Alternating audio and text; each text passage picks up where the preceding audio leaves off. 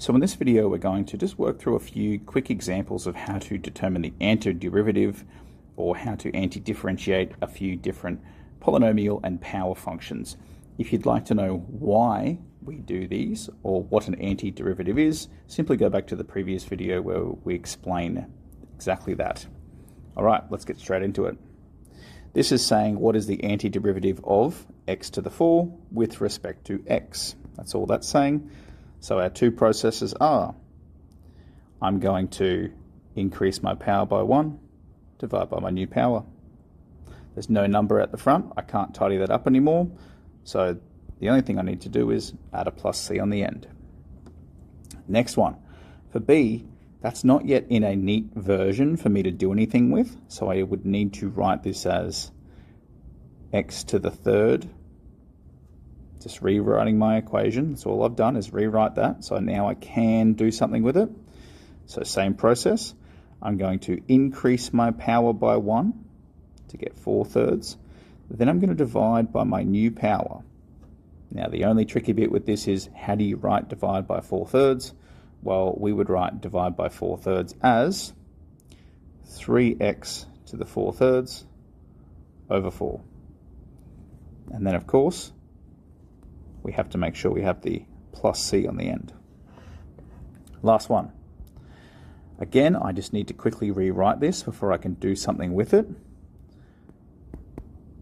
So, I'm going to have my antiderivative, my integral symbol, and I'm going to have this as 1x to the minus 3 dx. So here we go. I'm going to increase my power by 1. I'm going to divide by my new power. I could rewrite this as if I wanted to put the negative up the top here.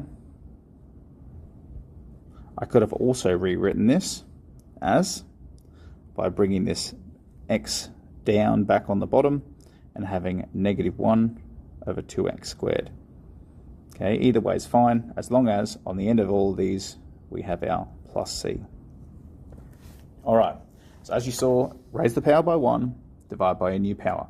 Okay, the only trick with these two were making sure that you write this in a form that is written with a power, like this one, or when we wrote this one as a power of -3. Okay, let's get into some trickier ones. They're still considered simple, but they are definitely trickier. Okay, so now we've got a question that is very, very similar to this first one. The only difference is now there's a coefficient of 6 out the front. Okay. My power is still ready to go, it's still an x squared, so let's get straight into it. I'm going to raise my power by 1. I'm going to divide by my new power. Now I can simplify this 6 and this 3, and that's going to be 2x cubed plus c. Getting on to b. b is just, hey, here's an equation now that just has 1, 2, 3 pieces.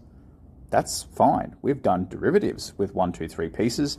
You just do them all separately. So if I want to do the antiderivative, I'm just going to do each of them separately. I'm going to increase my power by 1, divide by my new power.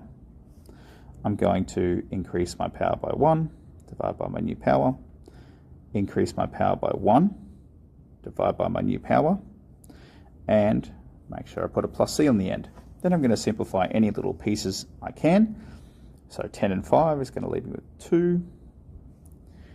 That cannot be simplified neatly, so I'm just going to write it back the same.